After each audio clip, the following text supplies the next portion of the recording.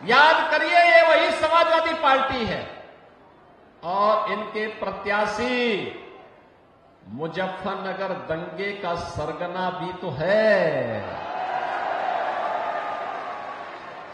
बहनों और भाइयों, हथियारों का जखीरा बरामद हुआ था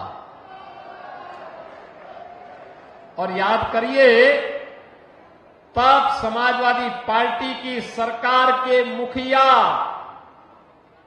और आज के समाजवादी पार्टी के भी मुखिया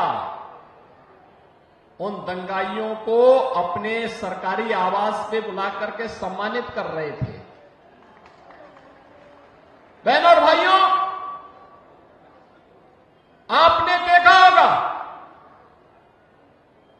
ये पश्चिमी उत्तर प्रदेश, जहां का हमारा अन्नदाता किसान अपने खून और पसीने से धरती माता में सोने उगलाने का काम करता है, अपनी मेहनत से, अपनी पुरुषार्थ से पूरी धरती में फसलें लहलाती भी दिखाई देती हैं तो सोने जैसा एक महक देती है। और बहनों और भाइयों, इस पश्चिमी उत्तर प्रदेश को समाजवादी पार्टी की सरकार कहां लेके चली गई थी? पलायन का दंश यहां के लोगों को झेलना पड़ रहा था।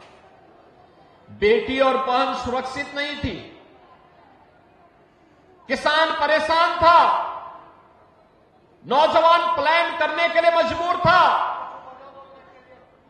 व्यापारी अपना व्यापार समेट करके उत्तर प्रदेश छोड़ने के लिए मजबूर था और समाजवादी पार्टी समाज को बांट करके सत्ता संचालन करने के लिए तब भी पूरी ताकत लगा रही थी। लेकिन आज मैं आपसे कह सकता हूं बहनों और भाइयों, पिछले 7.5 वर्ष के अंदर भारतीय जनता पार्टी और एनडीए की सरकार प्रदेश में है। आपने देखा होगा, बेटी और बहन की सुरक्षा के साथ कोई खिलवाड़ नहीं कर सकता। उसे मालूम है बेटी और बहन की इज्जत के साथ खिलवाड़ करेंगे तो इसके दुष्परिणाम क्या होने जा रहे हैं। उसे मालूम है कि बेटी और बहन की इज्जत के साथ खिलवाड़ करने की कीमत किस रूप में उसे चुकानी पड़ेगी।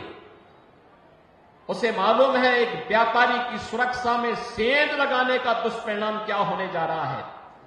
उसे मालूम है एक अन्नदाता किसान के बैल को और भैंसे को चुराने की कीमत उसे क्या चुकानी पड़ेगी, उसकी मोटर को चुराने की कीमत उसे क्या चुकानी पड़ेगी। उसे मालूम है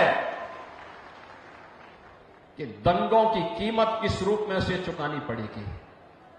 अब तो दंगा नहीं हो रहा पश्चिमी उत्तर प्रदेश में, अब तो किराना में पलायन भी नहीं हो रहा है, अब तो यहां व्यापार फल फूल रहा है, अब तो यहां पे 4 लेन, 6 लेन, 12 लेन के एक्सप्रेस हाईवे बन रहे हैं और अब तो रैपिड रेल भी सचपट रूप से मेरठ से दिल्ली की दूरी तय कर ली है।